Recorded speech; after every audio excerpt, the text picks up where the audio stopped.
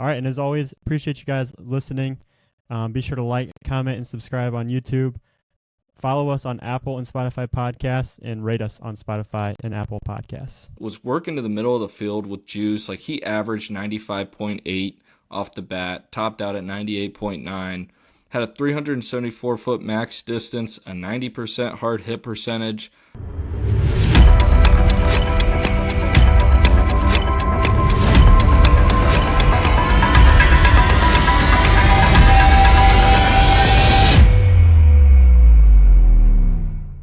All right, welcome back to episode 58 here of the Bullpen.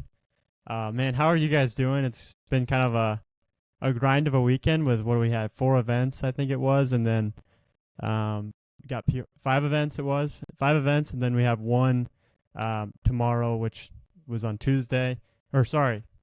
Wednesday. I'm getting my days confused here. At Peoria. But how you guys doing? Big weekend there. Great. I mean, I know I saw you yesterday. Just want to say your hair looks great today, Gavin. I'm gonna start this pod off with some positivity. So yours would look like that too if you didn't cut it, but appreciate that. No, I'm good too. I think I probably feel like everybody. We're still kind of getting our feet underneath us coming off the weekend. There was a lot going on. Saturday running 2 events at McHenry with Rising Stars, and then the high school one, and then feeding that right into Sunday at Lake Zurich, brand new event, and then Monday having 2 events with Lockport Preseason ID and Chicago Preseason ID going on at the same time.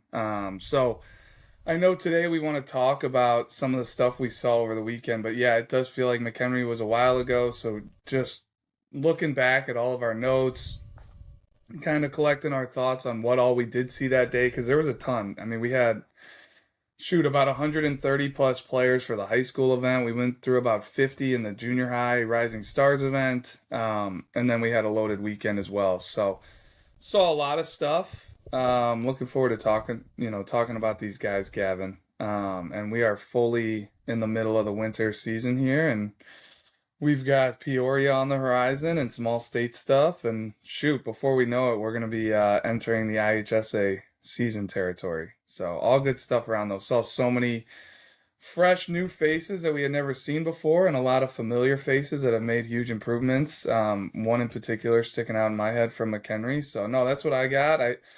My voice is struggling a little bit today coming off all those events, but I think that's a good thing. That's a good problem to have.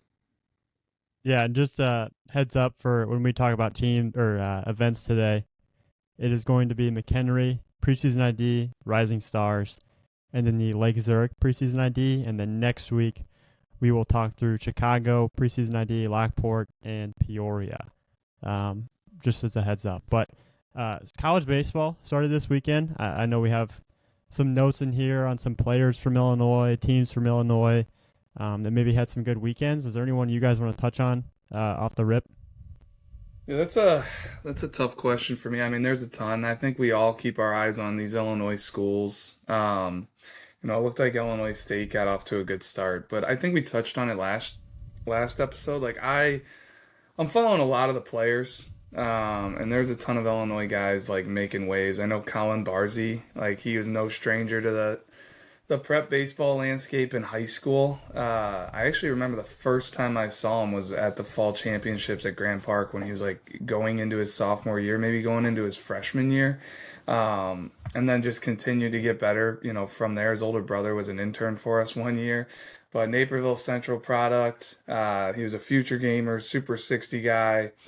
I always, love the bat. He had a cannon behind the plate, and he's now down at Vanderbilt. And I would say his first 2 years at Vanderbilt, didn't necessarily wow as far as the stats were concerned, but holy cow, he had a big, opening game, I would say. Like hit 3 home runs in one game, and all the exit velos were like crazy numbers. I don't know if you guys have any of those numbers on you, but I want to say one of them was 118 miles an hour off the bat, playing at Globe Life Stadium down in Texas, and put on a show. I know David Seifert, one of our national college cross checkers, was down there at the event, and on our national call called out Colin Barzy and how he really emerged as a prospect to watch here for pro scouts. So fired me up. Like, he was always a fan favorite of mine. Also, like, just always an awesome kid. So those type of guys that you really root for. That was just one thing that stood out to me. And Pete, I think you got something here as well.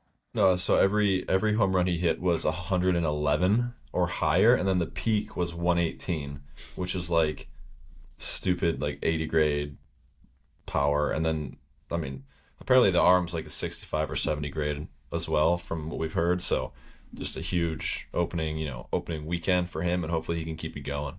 And I think the one thing, because we were, I think all weekend just shooting notes back and forth on guys that we saw, impressive stuff. And, it's one thing to go play a low major, if you're Vanderbilt and you open up the weekend with a team that wins 10 games a year. But, like, he did that against TCU, which I think speaks even more volumes, the arms he was probably facing and doing that off of. So huge shout out there, Colin. I know I'll be following you closely this spring to see what the rest of the year holds for you. Yeah, I wanted to touch on Ethan Eberle at Louisville. No surprise to me, really, given just what we knew and like the history we had on Ethan in high school, and just the success that he had. It seems to have carried over to college last year and then this year too. In his first start, he threw 4.1 innings, struck out 6, walked 1, and allowed 1 run against Michigan State. And then Cam Appenzeller too, out of Glenwood. He's at Tennessee now. First outing, I believe, was in relief. Threw 2 innings, struck out 4, no walks and no runs. And again, same thing with him. Like, no surprise. Like, he was always just one of those guys that is a competitor through a lot of strikes, and the velo, continued to take up. And I'm not sure what it's at now, but like, it doesn't surprise me at all to see those guys finding some success here in opening or in weekend 1. I could go around and around, so you guys just get in here when you want. But Leighton Grubich is one that stood out to me as well. He was a left-hander from the Fox Valley area. Always kind of like a really interesting high follow guy for us. I think like just missed out on the future games that year that, the rising sophomore going into his junior year. But he's now at Campbell, and he started on Friday night for them.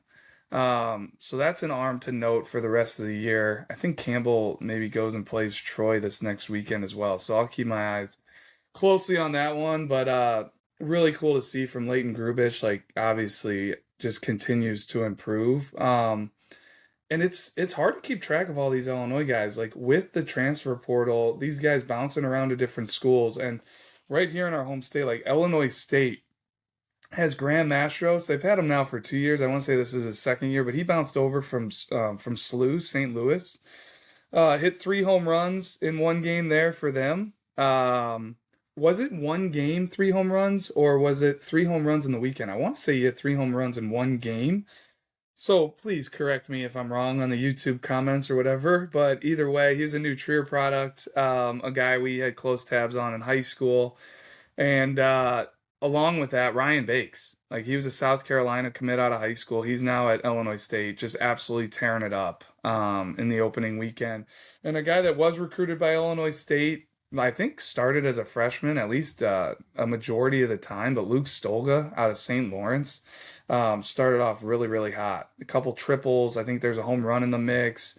He always had like extremely easy power in high school with a really simple swing, and was one of the fastest players in the state as well. So those are a couple shout outs I saw. How about AJ Putty? Speaking of the Fox Valley, Ryan Bakes is from the Fox Valley, Leighton Grubich from the Fox Valley, but then you got AJ Putty from Huntley, first baseman, starting as a freshman for Illinois. Also, like, I saw the video of the home run he hit, just the frame, how much work he's put into his body.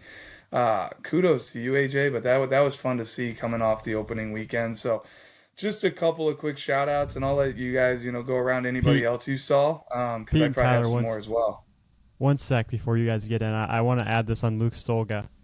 Tyler, you'll think this is funny. Going back to 2022, our intern year, Tyler and I interned together. We're at our scout school at St. Lawrence. They were playing Marist.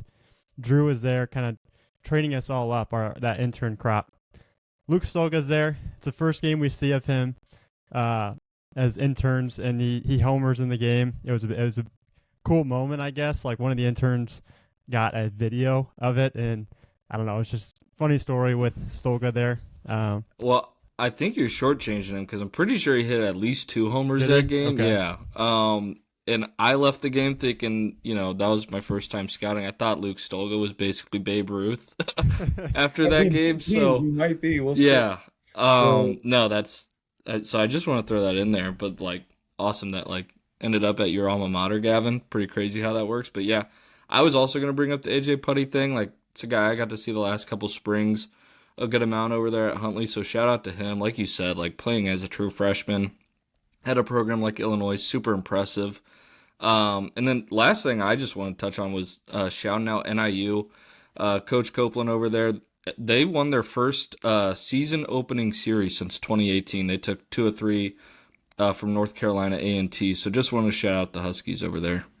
That's awesome. And Illinois' got a ton of Illinois flavor on their roster. Like, a guy that I saw that I was pumped for was Michael Farina. I want to say he played in the state championship, shortstop for Mundelein, ended up going JUCO out of high school. Now he's starting at shortstop for Illinois. Colin Jennings from Marist, we mentioned him. He was probably on that field when we saw Marist and St. Lawrence, because I remember that game. We didn't see this kid pitch, but Aiden Flynn at Marist was helping Coach Sefcik just with pregame infield. And, looked like Randy Johnson out there, long levered, like loose body. One of those, like, all right, I got to see this guy pitch.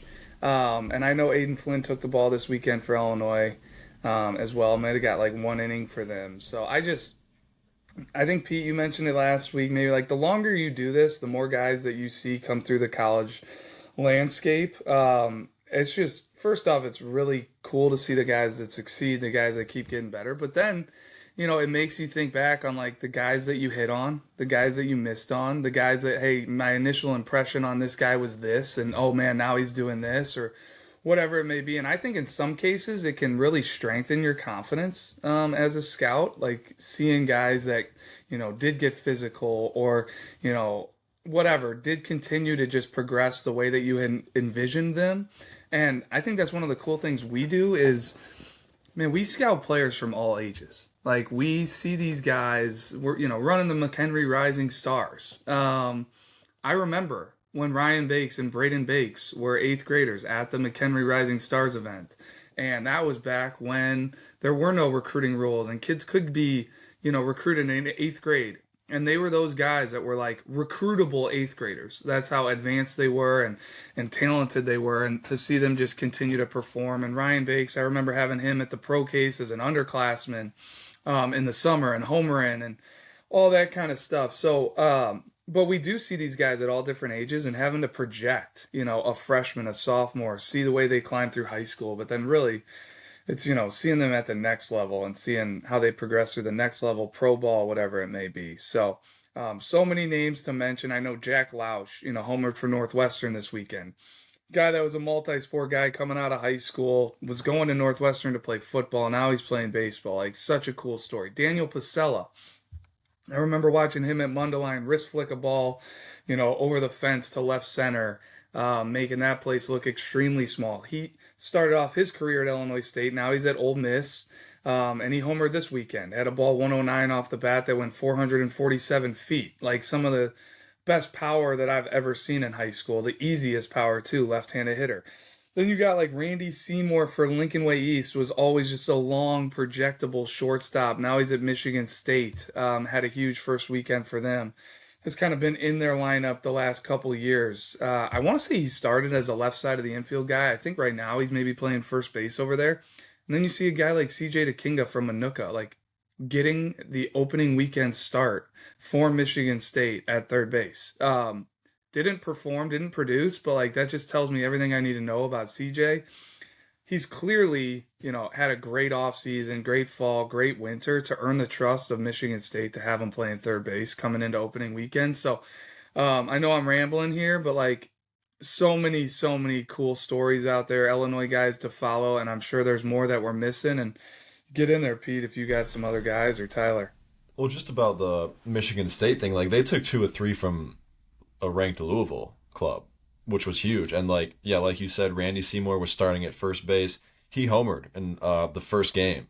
And then DeKinga almost went yard in his first collegiate at bat. Just barely, he was like a foot short.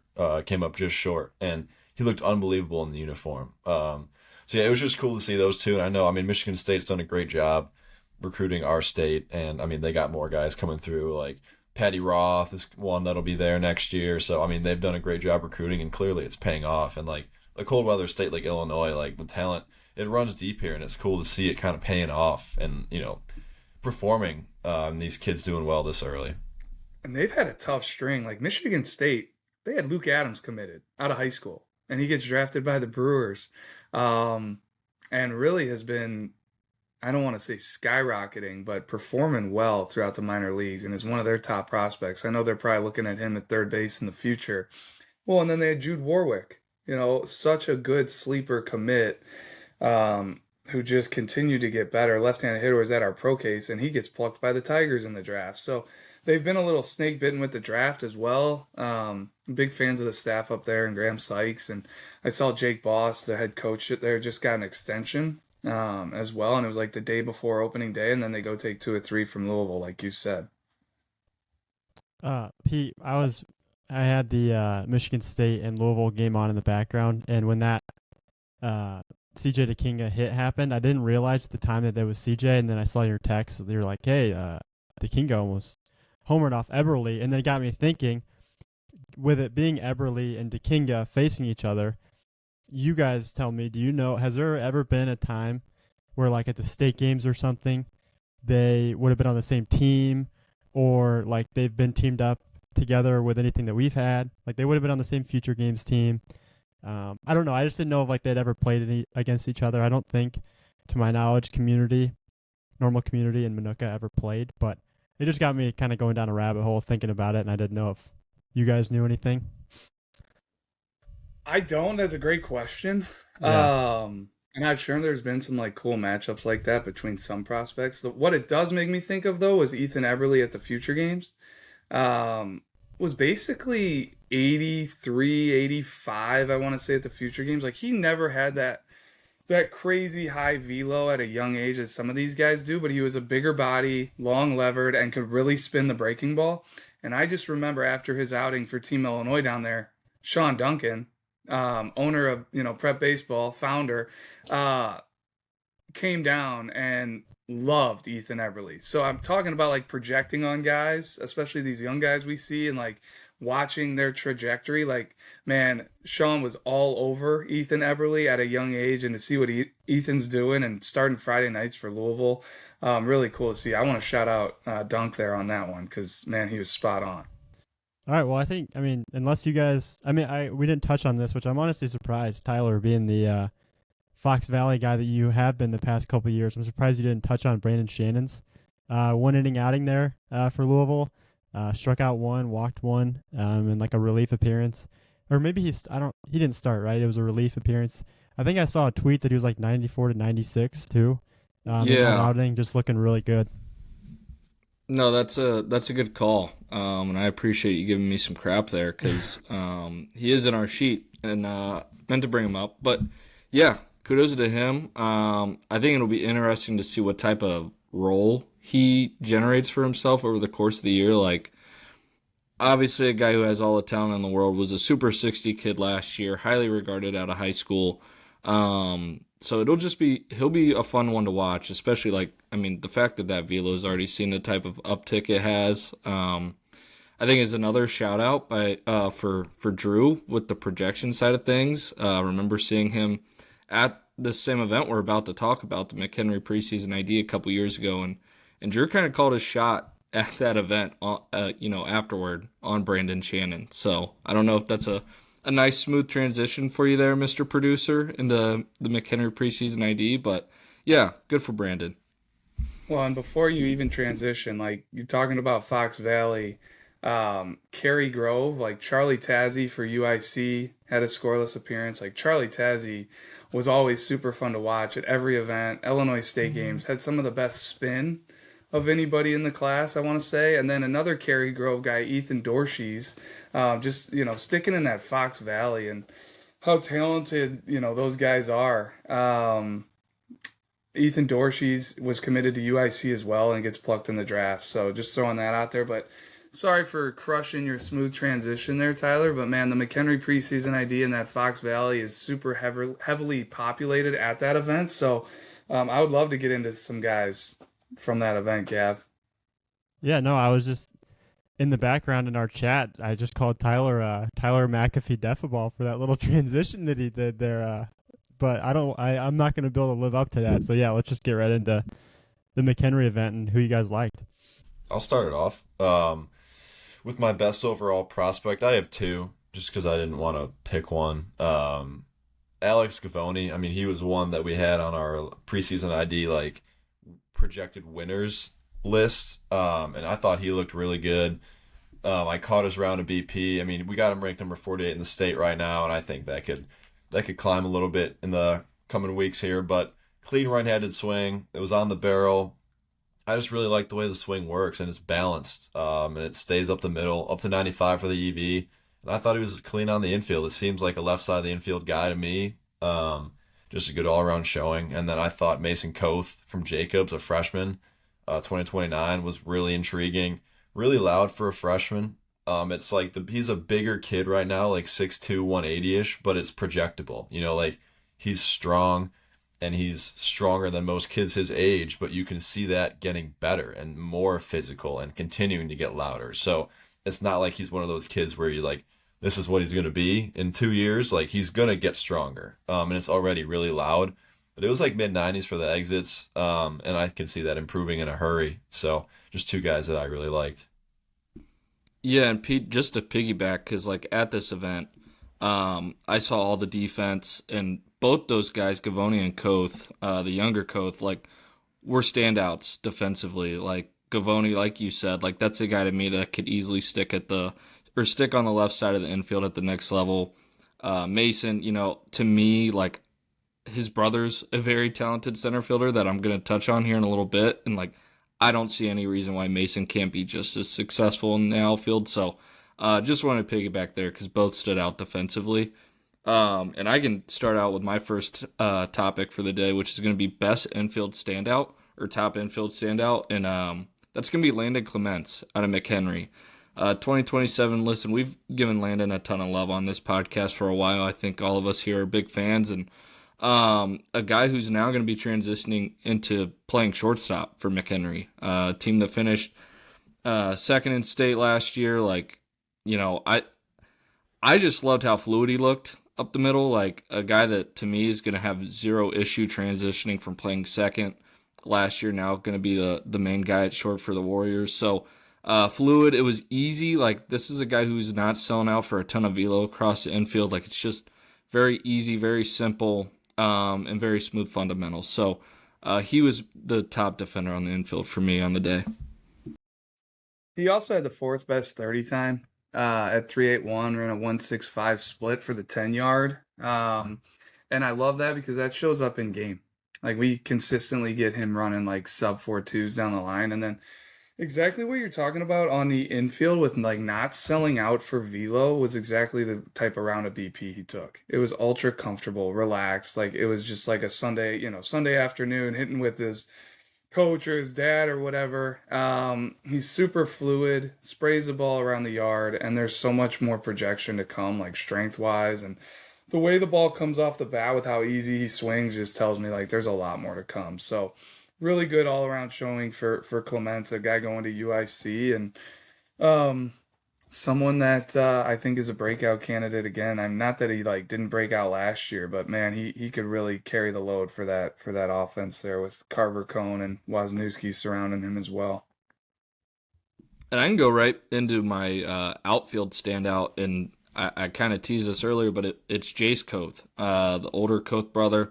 Again, they're out of Jacobs. He's still uncommitted, a 2027 who's still hanging out there. But, man, the jumps he's kind of made, you know, explosive-wise. Like, this kid was 92 from the outfield at this event, which I don't really remember his arm playing that strong in the past. Like, this is a kid who, when I saw him in the spring, like, can just cover a crap ton of ground out in center field. Like, he can easily move gap to gap, cover a ton of ground, but like now that the arm's continuing to tick up, like I just think it makes his profile that much more attractive as he moves on to the next level.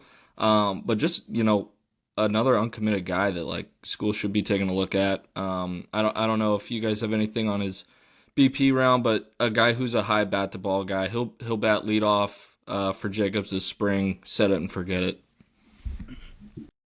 Pete, did you happen to see his BP? Because I did. So if not, I think it might have been Josh Fields over there at that time or Deep Benedetto, but it was the best I'd ever seen Jace Koth. Yeah, I did not see him, but I wish I did. Like the way you talk about him defensively there, Tyler, just fires me up even more because it was always a really interesting swing. It kind of lacked some repeat in like previous years to where like, okay, he'd flash something really good. And then a couple swings weren't exactly the same. This year, it was super dynamic as far as repeatability and living on the barrel. Every ball came off his bat like extremely hard. And I'm digging in here. I wanted to give him some just like credit on, average exit velo and stuff like that because he's not the biggest guy. He's like a top of the order dynamic center field type, and his max EV was 94.8 and his average EV was 87.7, but he was hitting balls all over the zone, handling everything, and it was peppering to the back of the screen. So like exactly what he should be for his profile, and I was highly impressed by Jace. And I can touch on my last defensive guy for the day before we move on to other stuff, but wanted to give a catcher some love, going right back to Jacobs for this one. But Luke Flaskamp, a 2027, really liked it defensively behind the plate. Like I thought it was athletic, mobile defender. Like he had a 192 pop time. And he was also 78 from the crouch. Like, just thought it was athletic, thought it was repeatable, and a guy who should help control the running game over there for Jacobs. But we're doing a lot of talking about Jacobs, Tyler. Yeah. Like, you talk about the Koth boys being at Jacobs. I know there's another guy in here we're going to talk about from Jacobs as well, a position player. But, yeah, Luke Flaskamp, that's one I did not see on the day. So to hear that he kind of came out, I don't know if we had seen him or known about him in the past. I believe he played. Okay. Yeah, I believe he played for him last year too. But a guy that again like has made some strides. Like I really liked Jace Koth last spring, but like kid who's gotten better. Flaskamp, same deal. So shout out to Coach Murray's squad. But I'll let you guys move on to some other topics here. Well, we might as well stay with Jacobs, right? My data darling from the day was Ryan Tucker, Jacobs 2027. Just kind of a loud all-around day, right? I mean, we got him ranked number 144 right now in the state, so a name we're familiar with. But he's ran a 6.7 in the past, but he was 101 for the EV, and he showed some big bat speed with 80 miles an hour, and he was 86 miles an hour positionally too. So one of the better all-around toolsy days. I loved it. You talk about the data darling, and sometimes like maybe they're not the greatest performer or something like that. You never know. Like but they're checking a ton of boxes on the stat sheet. Like man, he was hammering baseballs in the cage. It was on repeat to the pull side gap. Very simple and direct. It was my best showing, or my best look at Ryan Tucker yet. Talk about all these Jacobs guys just continuing to get better. So look out, Fox Valley. I think they're gonna be a tough out this spring. And I want to give Ryan just a little bit more love because like defensively he was right up there with me, with Landon Clements as like maybe the best defensive infielder on the day. Like the type of actions, like this kid has definitely put in a bunch of work this offseason. Like I think another thing, like another tip of the cap to him is like he's versatile defensively. Like I've seen him play third base, seen him play second base for Jacobs. They do have the luxury of having an Andrew Deegan still over there at Jacobs who's just going to man shortstop for him. But like after what I saw Saturday, like I wouldn't be surprised if Tucker could play short for him as well, like in a pinch. So just want to give him some more love there defensively. And one more thing about his round of BP. I mentioned he peaked at 101. He averaged 95. So like Drew said, he was on the barrel consistently. But I'll move on to my upside sleeper if no one else has anything right now. I know, Drew, this is someone that you liked as well, but Ashton Binns from Burlington Central of 2028. Just like the frame, catches your eye immediately. He's 6'1", like 156, so a ton of room to come there. It's lean, it's athletic. I just really like the swing and the way it worked, right? It's loose. There's length through the zone. It's a line drive type swing. And he was like mid 90s for the exit velo. So you can see that getting a lot more physical in a hurry. There's already clay to work with there, but just one that stood out just from his round of BP to me. 100%. Always looking for like swings that project. Because there's a lot of different swings. Everybody kind of swings their own swing, but the loose, whippy swings that stay through the zone, and guys that aren't over swinging and the ball is jumping off their barrel always stands out to me, especially Pete, you mentioned it, with a frame like his. Like as he continues to get more physical, that's only going to be, just more impact coming off the bat. So, one to really keep an eye on down the road. I also kind of had a sleeper, bat for me, but MJ Castelloni at Fremd, left-handed hitter. It was kind of the same deal as Binns. Like it was probably the best I've ever seen him move the barrel. Now his was a little bit of like a bigger swing, but there was present bat speed. It flashed really, really good. And I don't even think it was his best round. Like he was probably coming out of the cage a little disappointed. But it's still, to me, like stood out, and I think he's going to be a left-handed hitter to follow over there at front in the 2028 class.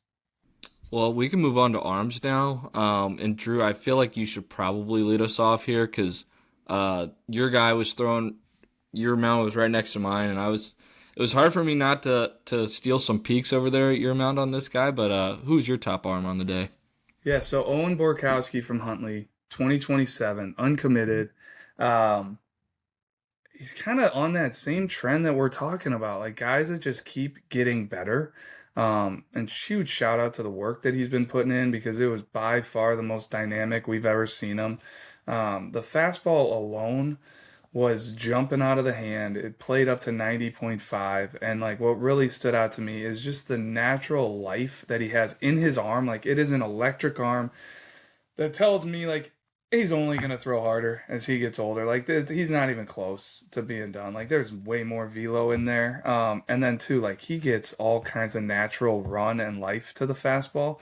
And I was digging in his profile because I just wanted to make sure I gave him, like, some shout-outs. But his fastball is running up to averaging 17.2 inches of horizontal to it. And then you factor in the spin that he had along with the fastball. And it's a dynamic arsenal. Now, currently, it's only a 2-pitch arsenal. Fastball. He was throwing a sinker, like 2-seam, that basically he throws at the same velo as his 4-seam, so with more horizontal to it. So it's like, hey, just, maybe just throw that 2-seamer and go to the slider. But the slider was low 70s. With all kinds of late, hard sweep and snap to it. Like, it's a horizontal pitch. It matches the lower arm slot that he's got. And he showed really good feel for it. Like, with the amount of guys that have huge movement to their breaking balls, like, it's hard for them to consistently land that pitch in the zone. Like, it's a lot easier to land, like, a short wrinkle in the zone. This thing is, like, wipeout, swing and miss action. And he was landing that thing consistently. Now, he's far from a finished product, but I love the athletic mover that he is. I love the dynamic stuff that he is, and I'm going to bet on that to just continue to get more and more polished as he gets older. And that's a guy that any college out there looking for an arm right now, 2027 wise, like, we specifically need to go see Owen throw this spring. But, man, we need to, coaches need to be following that because there's not too many 2027s that I've seen, that you guys have seen, that kind of have the stuff that he currently has and the projection that I think is, going to continue to come. Yeah, I mean, staying on dynamic stuff, I had Jackson McDonald, Sycamore Jr., 2027. He was my favorite arm. I mean, kind of like you said, Drew, he's got a really projectable frame. I mean, it's electric with like some clay to mold. It was really elastic and whippy in the arm action.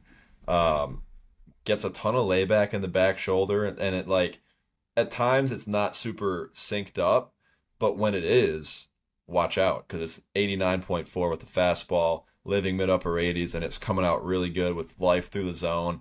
The slider, flashed wipeout, 23-2400 range, and the changeup is a really good third offering too. He kills spin on it, had some tumble, so it's 3 pitches with developing feel for them all. But it's, you can't teach the athlete and the just pure raw dynamic stuff that he has. So I mean, he's one to watch coming this spring for sure. We didn't really talk about this, Pete, before the podcast or anything, but the same holds true for him as a left-handed hitter. Like, he was in my cage. It's not polished. He's a raw athlete, but like how short he is to the ball and the way the bat enters the zone and like the ability to backspin, and even like he hit a couple ground balls, but it was different off his bat. There's some twitchy athleticism in there. Left-handed hitter. He ran a sub 4.030. I really like the future for him, whatever it ends up being, and whenever he does, or if he does, just continue to focus, solely on baseball at some point at the next level. Like, he might be a later bloomer when he all figures it out. But hey, in 4 years, if we see him, he's starting on a Friday night somewhere, like we talked about to open this podcast, like I wouldn't totally be shocked. And I can say on the topic of 2027 arms, I actually have 2 I want to mention here, but the first arm is Koa Franzak, left-handed arm out of Barrington. Another guy to me that was a huge winner from this event, and a guy we probably need to cross-check this spring. Like I said, left-handed arm. The fastball was very clean with some arm side run. Like, I thought it was pretty explosive. It was 86 to 88 with the fastball. The breaking ball could use some firming up, but like I thought the shape was pretty effective out of the stretch. It was maybe better out of the stretch than it was in the windup. But then like changeup, 77 to 80, hard downer action. Like, that's a pitch that can get guys out right now. So that was my first winner as an arm. The second is a 2029 out of Cary Grove. We mentioned earlier that Cary Grove lost Charlie Tassie. Well, in steps Matthew Lofel Jr. Like I said, a freshman. Who knows if he pitches this year on varsity, but like a guy to me. So with our company, the next big time event for these 2029s are our super sophomore games. And this is a kid to me that is like right near the top of that list of guys we need to cross check for that event going into next summer. Like, thought it was very polished. The fastball was 82 to 83. Had some arm side run to it. It's not just some flat fastball. The slider was very tight, 71 to 73. Could throw it for strikes. And then was also throwing, I thought, a very advanced changeup for his age at 76 to 77. It was firm. It's not a guy who's like slowing down his arm to like just have a get me over changeup. And it was showing downer action as well. So a guy I was really excited about leaving the event, and a guy I'm curious to see what type of role he can carve out this spring, if any, on varsity. I'll get in there I had a few other interesting arms, to say the least. And I know on this, these episodes, we don't talk about every guy. And, that's why, like, anybody out there listening, make sure to check out the quick hits, because we'll dive into everything we saw and get a little bit, more into the weeds on some of these guys than we can in the podcast. But I thought Sean Dabe was really, really, really interesting from Huntley, a 2027 uncommitted. There's some effort in the delivery, but it's a clean arm. It strikes me as a back end type guy. Like, he also kind of has that mindset to him on the mound, just watching him go through his bullpen. But he was pounding fastballs in the zone consistently, like basically sitting at 87, touched 88, showed 2 different breaking balls, both with feel, both thrown aggressively, with intent, with action, with depth. And I thought it was a really, really quality showing for Sean. Like, that was probably the best I've ever seen him. And then Michael Bud Shanahan as well was a guy that stood out to me. Tyler, I know a guy you've been familiar with in the past. So just a ton of guys that just continue to get better up there in the Fox Valley, and good to see those guys on my mound. And I don't know if I said it, but Bud Shanahan's a 2027 from Crystal Lake Central. So shout out there, Michael. Good stuff. All right, and then how about on Sunday, the Lake Zurich Preseason ID, our first event up there in Lake Zurich at the MVP Sports Academy. Good event overall. So let's get into that. What do you guys got? Pete, I see potentially you have the first name in here. You and I were on mounds all night, so feel free. Yeah, let's talk some arms here for a sec. My favorite arm that I saw was actually someone that Nick DiBenedetto, our new Fox Valley expert, he kicked Deffa ball off that totem pole, but because he's actually from the Crystal Lake area, but he coached Ian at Crystal Lake South last year. He was kind of up and down between JV and freshman, really upside kid. He said he's going to be low 80s with a good breaking ball, and that's exactly what he was. He was 81 to 83. Love the frame at 6'1", 160 with a lot of room to add, and it's going to add. Like, he's going to get bigger and stronger as he gets older. But, yeah, the breaking ball is a real weapon at 2,400 RPM, and he had feel for a changeup. So, I mean, it was just really clean. It's like a really good mover. One of my first arms of the day, and he stuck with me and like mentally as like probably my favorite arm from that day. Yeah, Pete, and kind of along the same lines of like best arm, favorite arm. I'm going to go with left-handed pitcher J.D. Farkas, a 2028 out of Hershey. He's an athletic frame, stronger build, but he was a good mover on the mound, and his fastball was 82 to 86 with some arm side action. Threw a curveball with some shorter action with depths at like 69 to 71, and then he rounded it out with a changeup at like 74 to 77. But really, what I liked the most about him was he just seemed like a pretty polished arm right now, like just his ability to throw those 3 pitches for strikes, and he's a good mover as well. So a guy that I think could impact his high school team here maybe this year, and I mean we'll see if he's on varsity as a sophomore or what happens with him this year, but just an arm that I really liked from that event. Yeah, I mean, he's long been that polished in-game performer, right? If there was like an all-state team from the Rock, he'd be on it. He just always dominates when we see him there. But yeah, I was peeking over at him because I'm a big fan of him as well. So I was watching him on your mound, and it's exactly what it's always been, but better, right? Louder. Like, he's gotten stronger. He still moves really good. Like, he's added strength, but he can still move. That's important. Like, when kids can't just get in the weight room and add a ton of muscle, right? They have to stay mobile. Like, there's no point in adding muscle if you're not going to actually stay flexible and be able to move, right? And he's one that's done that. So, and then like the fastball velo's ticking up too. Now he's up to 86. The breaking ball looked great. Changeup looked great. It's a real 3-pitch mix with starter upside, and I'm just a big fan of him. Man, you just took the words right out of my mouth. Like, I saw some of his pen. I've seen plenty of video on him. Like, it oozes starter. Like, oozes starter. Like, guy that could hold velo because it's not a max effort type guy. And then I just want to mention, like, I saw his outfield defense really, really solid, and the arm really played. I want to say it was up to 87. No, up to 80. I was going to say 87. No, up to 88. With some carry, and it plays super clean.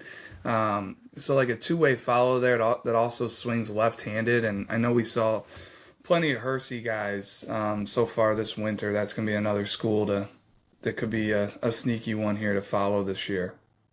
Yeah, and Pete, I had an uncommitted 27 that you looked over on my mound, and you were like, oh, man, that's kind of interesting.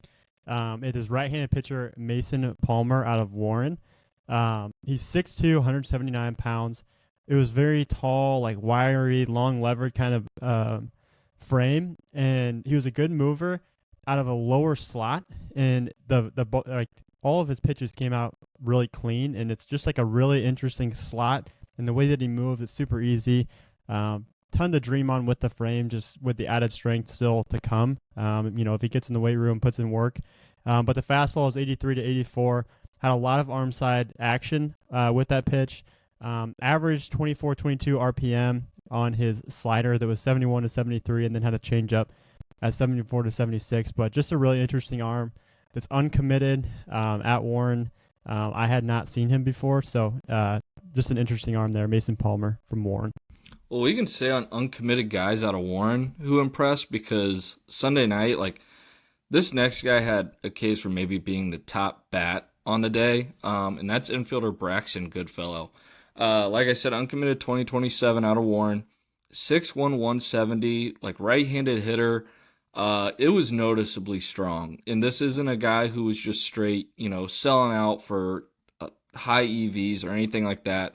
Just a naturally strong kid with the bat. Noticeable jump off the barrel, was working to the middle of the field with juice. Like he averaged 95.8 off the bat, topped out at 98.9, had a 374-foot max distance, a 90% hard hit percentage, and then he was second for the event in average hand speed at 23.1 miles an hour, and then he had the fourth highest average bat speed for the event at 72.1 miles an hour. So a guy that like kind of had me buzzing even at the end of the event. You know, Drew's asking me who'd I like bat wise, and Goodfellow was the first name I mentioned. So really liked what I saw, and just a guy that I think some schools should circle. But there is one more uncommitted bat. I didn't write him in this sheet, but I did want to give him a quick shout out, and that's Alec Harrer out of St. Viator.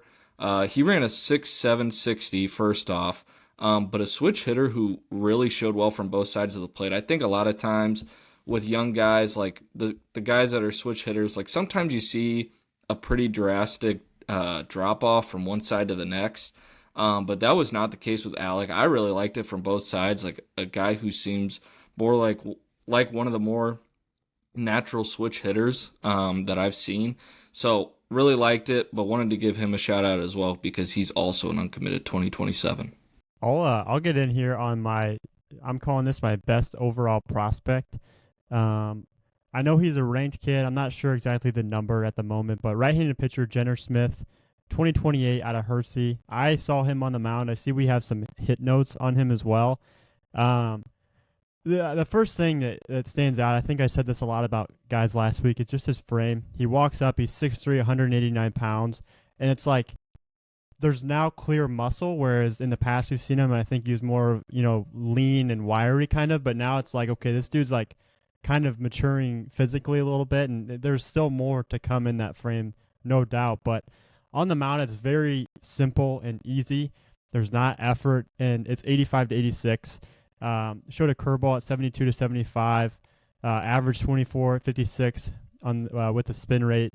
The slider was 75 to 78. Changeup was 77 to 80. But again, like the frame and the current stuff, like there's just so much for me in my eyes that you can dream on with a kid like that. He's only a sophomore. He has so much time to develop and continue to polish up the arsenal and those off-speed pitches. But just the fastball, the way that it comes out, like it was just a really, really impressive pen from Jenner Smith. And I don't know who saw him hitting, but it looks like you got some good notes there too. Yeah. I said Goodfellow was arguably the best bat. Like Jenner Smith was right there with him. And he was our last hitter of the day, and it was a heck of a way to like cap off the night. A lot of the things you said, the frame, he's noticeably gotten stronger. Like Jenner's a kid we've been seeing for a few years now. Like it feels like we've had looks on him since he was like 12. And this is something I told him after his round, like, dude, you just keep getting better. Like that's what you want to see. I know we've mentioned that with a ton of guys here today, but easy barrel strength, from the right side, averaged 93.7. He topped out at 99.8, so I'll give him the 100 there. A 395-foot max distance, which is just nuts. He led the event in average hand speed at 23.4 miles an hour. He had the second highest average bat speed for the event at 75.5 miles an hour. Was hitting the ball to all fields too. It wasn't a guy just going dead pull off the machine. Like he would work the ball to all fields. So I was really impressed. I was pretty blown away with the bat because I've long liked it on the mound. But man, the bat has really, really ticked up. I'll get in here then with my upside sleeper. This is probably the last arm that I had that I'll touch on today, but this is a compliment to Robbie Seifert, left-handed pitcher from Phorm. He's 2027. I wrote in my notes a Gavin Smith type mover in high school. Now, luckily with Seifert, with him, he actually throws hard and has some good off speed, whereas I in high school was not that guy at all. But he just moves very much like I did. I told Hammett that. But he's 6 foot 160. Go ahead, Drew. Go ahead if you had something. I'm trying to envision the mover. A Gavin Smith mover. Are you talking like super athletic or it was silky? Smooth it was and silky. Clean, low effort, tall and just fall, low effort, not like a ton. Exactly not a how ton. you draw it up. it looked very similar. The arm path, it was easy, not efforty. But again, he had velo that I did not have. But yeah, his fastball was 82 to 84. Had some arm side run. I think I mentioned it. He's 6 foot, 160 pounds, long levers, wiry, a ton more to come in that frame. The curveball averaged 2815 RPM. The slider averaged 2906 RPM. More of a sweeper. The curveball had like 1-7 shapes, so they differed in shape. The changeup was 76 to 78. He threw it hard, had downer action. But I just think there's a lot to dream on, and I call it the upside sleeper. It's not really like he's a sleeper, but just a ton of upside in that frame and just overall profile with their Robbie Seifert there. So uncommitted kid that I was super impressed with. Before you get in here, Gavin, you're really firing me up because last week you talked about Miles Minier from O'Hare, left-handed arm from Fremd. This week you talk about Robbie Seifert. So those are two guys that I saw throwing for Fremd as a sophomore last year, and they were impacting their varsity squad while pitching in like the upper 70s. Robbie last year, looking back at his pitching velos from the spring, he was 76, 77, touching 78, getting guys out left and right. And here they are this year making jumps in the offseason. Fremd had an awesome high school season last year. Like, they are going to be one to watch. It looks like Robbie probably grew a little bit too, because I don't remember him being 6 feet last year when I saw him. So another guy that's trending up. Fremd, those two lefties that have field of pitch. You also mix in like a Will Graba that they have, a two-way guy that hits left-handed that I've seen some video this winter with his velo climbing as well.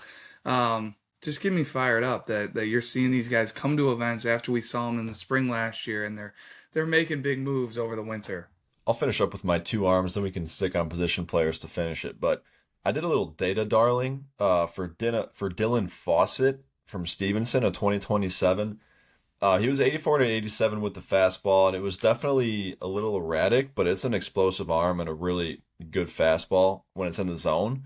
But to the curveball was what I really want to talk about. It was averaging 20 inches of sweep, which is a big number, and then getting up to 23 inches horizontally. So, and spinning around 2400. So that's kind of an outlier metric for him. And then just a name to know, I kind of created my own little section. I guess he could be an upside sleeper, but Hayden Wendt from Huntley at 2027, someone that I didn't personally know about, but I mean, they just grow on trees up in Huntley. Like, he was like 6'1", 6'2", 82 to 85, really clean with 3 pitches. And the splitter had like real tumbling action with negative vert at times, so a real weapon.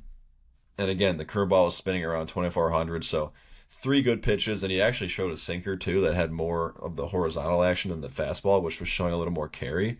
But yeah, just 2 names I wanted to shout out. Just another Huntley guy in the mix here. You know, we talk about Borkowski, I talk about Sean Dabe. We don't even mention a Liam Nash that they have this spring. You see this Hayden Wendt. I mean, arms are plentiful up there at Huntley. That's going to be an intriguing staff this spring. I just wanted to shout out 2 infielders that I think are interesting follows. Howie Porath, 2027 left-handed hitter from Manuka. He's been no stranger to us. I thought he showed really well on the infield. A guy that could stick at third base, strong build, and always has been like a barrel control guy offensively with a gap-to-gap kind of look to him. And then a kid that I don't know, kind of stood out to me from a freshman, young look, super confident on the infield was Ashton Sobey at Burlington Central. Showed me some just little things that you look for when you're at these showcases and you see so many players roll through. Like, it was like a little bit with his glove presentation, the way he played low to the ground, the way he flowed to the baseball, the confidence he had on the ball up the middle where he's feeling it one-handed and kind of flicking it on the run, able to, maintain body control and also change his platform. And he's so far away from where he's going to be physically. Like, you can't even, like, I don't think he broke 8 in the 60. Like, there's a lot that is yet to come for him to, turn into some real prospect. But like, that's the beauty of this. It's like, it doesn't matter how good you are as a 29. Like, he's fundamentally sound. He's clearly been coached up. He plays low to the ground. He's got great hands. It was an accurate arm. And it's like, that's the guy. Those type of guys are, when they finally do, mature and grow and start getting facial hair and do all this stuff, like, they take off because they already have the tool set or I guess, the clay or the fundamentals, and then once the tools start ticking up, it's like that's when they really take the next jump. So just a guy out of Burlington Central that I think is going to stick on the infield for however long he plays baseball, and is one that's by the time he's a senior, if it's not like, wow, look how far Ashton Sobey has come, that would not surprise me at all. Gav, I just kind of want to shout out, just this is the first time we've ever been at Lake Zurich. So, huge kudos to all the players and parents, getting these guys to the event, working with us, on the first year ever, figuring out a showcase at that venue. And I think it's going to be a spot where we're going to be able to go, in years to come and have great events. You can run a 60 in there. You got a nice little hitting area. You got two spots for live mounds. And to be able to kind of just hit a little different location, was awesome for us, and great to see the guys come out. And I felt like we came away with so many nuggets from that event. Close to 70 guys. I don't know what the final number, ended up being, but really, really good first event at Lake Zurich. Yeah, and like I mentioned last week at the IHS BCA Coaches Convention, we interviewed maybe 10 to 15 coaches. So we're planning on trying to roll those out throughout from now until the start of the spring season. So we'll get into one of those interviews right now. We are joined here with Coach McBride from Brother Rice. We're at the IHS BCA Convention 2025.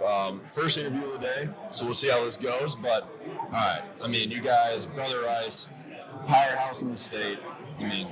Not much more to say there. But last year went 37-5, made it to state once again, got fourth place. Talk us through a little bit the run you guys had last year. Felt like the postseason was pretty crazy. There was Fenwick, that was a close game. OPRF, Mount Carmel, probably like that whole sectional is always really tough. So just talk to us through that a little bit. Yeah, obviously last year's group had a lot of experienced guys. We had three infielders that were three-year guys for us that had played in the 23 state run that we went on. So we were confident in the group. We had two pitchers kind of very talented, our top two guys in McKendrick and Cunningham, but, not proven at the varsity level so much. Braden a little bit as a junior or as a sophomore. So you never really know what you're getting into. We knew we had talent. We had great chemistry, and then the leadership of those three seniors in the infield, and then you had Connor Stack and Danny Sheen and a couple other guys, Ty Callahan, that were on that run as well. And when you get into the playoffs, especially in our area, every game's tough. Even starting with the regional championship. Fenwick's a great program, kind of younger team that we had played earlier in the year. They obviously got better throughout the year, so but playing close games helps you, I think, and that's why we play a really difficult schedule, or try to every year, because I think that prepares you. And then you get into the sectional, and it seems like us and Mount Carmel are meeting every year, and they had gotten us in 24 after we got them a few years in a row. So those are fun games and close games, and obviously a rival school and someone we're used to playing at that level. And then once you get to the Super, it's kind of candy at that point. You want to win that game, but we talk about that being the goal of ours every year, is to play in that big Super at Ozinga and get our kids in that environment. And we're still trying to bring home that first place trophy, but we're proud of the run our guys have been on, and we return a lot, so hopefully we got a chance to make some noise again this year. Coach, you talked about how special that 25 class was, but your 27s, maybe on paper, are just as talented, if not more talented. Yep. Do you think that group has a chance to take you guys to that first ever state title for you? Yeah, sure. You're right. They're extremely talented. I think on top of that, they're all hardworking, good kids, good teammates. I think, we kind of just listened to Coach McDonald from Louisville talk about leadership a little bit. I think that's what remains to be seen, that group last year did such a great job of leading. I think when you get into the playoffs and you get into those, do or die type situations where you win or go home, that's the most important thing, is having, tough kids that are leaders that can play through adversity, can play through, being behind. And having that experience, so those kids going through that last year, a lot of our sophomores, was great. That'll help us going forward, and we've had a great offseason to this point with those guys taking over that leadership role. So, yeah, it's an exciting time, to have those guys for 2 more years, even though they feel like, they're older, but definitely a special group that is willing to take on that challenge to kind of get us over that hump. And then what area of your team going into this year are you most excited about? Obviously, last year your guys' lineup was super deep, can kind of probably expect it to be deep again this year, but what area of the team are you most excited about? Yeah, I think offensively we have a lot of versatility. I mean, we got guys that can bang it around and driving some runs. We got some guys that can really run the bases. For us, we like to create havoc, be aggressive on the bases. We have kind of a team that I really like to coach from an offensive standpoint, and I think we'll really defend it. Teams want to be strong up the middle. We have Trey Webster back, who's had 3 years of experience now on the varsity level. We're really strong, I think, with Anthony Cardilano defensively in center field, getting back and healthy, and then Colin Campbell, Luca Agnew, Charlie Rosnick, some guys that can really hold it up the middle for us. Obviously, you got your big names in Brady and Stan and Nolan Ramley. Those guys, kind of being versatile, playing multiple positions in the corner, infield, and outfield. So we like our group. We're excited to kind of get going here, but we'll be patient and enjoy this off season and get ready to go. Yeah, obviously you guys are, very talented. Like you just said, all those things. But is there anything you're looking to improve on in 2026? Just looking forward? Yeah, I think just overall, last year we focused on, knowing, you got to know what kind of group you have, limiting big innings, we're always talking about throwing strikes, letting your defense work. We work heavily on holding runners and our running game. So I think, people ask me all the time, what makes success in the playoffs? How do you win playoff games? It's being really good at those things where you can create runs. You don't know when you're going to get the 3-run homer. You don't know when you're going to run into Brandon Shannon, which makes it really difficult on a talented lineup. So if you can create energy and runs through your base running, through your small ball, we live in an era where, bunting is kind of frowned upon. We love to do it. We love to play small ball, even with high-level guys. It's convincing them that they need to make sacrifices and give up at bats at times for the team. So I think just taking that next step in those little things with a very talented group is kind of what will make you play more consistent and help you, win more games. For sure. You mentioned earlier you always try and play a tough schedule, right? We interviewed Brady Cunningham a few days ago about his recruitment process to Texas A&M. So you haven't seen that, check that out. But we kind of talked about the upcoming spring season, and he mentioned he was really excited for the Vegas trip to Bishop Gorman and then the Kentucky trip. So maybe talk to us about that. I'm honestly curious, how do you get to do those? What goes into the planning for that? Yeah, we've been lucky enough to have some success doing that. We went down to Georgia a few years ago and played the IMG, and we're lucky to beat them. We went to the NHSI and Cary the next year. So, look, we're a private school in an area where we're competing to get kids with other great programs, St. Lawrence, Providence, St. Rita, Mount Carmel. So in order to kind of get interest in your program, you want to do those things. And when you attract guys like Brady, who's obviously a special player with a high ceiling and high goals and aspirations, they want to play in those tournaments. So I'm proactive in seeking them out. Bishop Gorman has invited us for years. It worked out this year. I know Stoneman Douglas, some other powerhouses are going to be there. we want to see how we match up. You know, we're behind the 8 ball going from Chicago, where a lot of teams are from Florida and California. They're a month in. So we might take a loss or two.